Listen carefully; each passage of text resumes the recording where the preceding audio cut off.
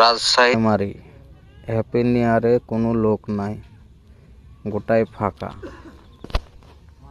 এ মাথা থেকে ও মাথা গোটাই ফাঁকা দেখবেন।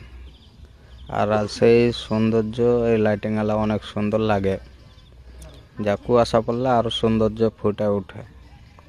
তো আমরা ফ্লাইওভারের ওপরে উঠে আছি, ভিডিও করছি। তো ভিডিওওয়ালা অনেক সুন্দর লাগছে, সাথে এই সাইডটা অনেক সুন্দর লাগবে। এই সাইডটা দেখার পর আপনারাকে ওই সাইডটা দেখাচ্ছি।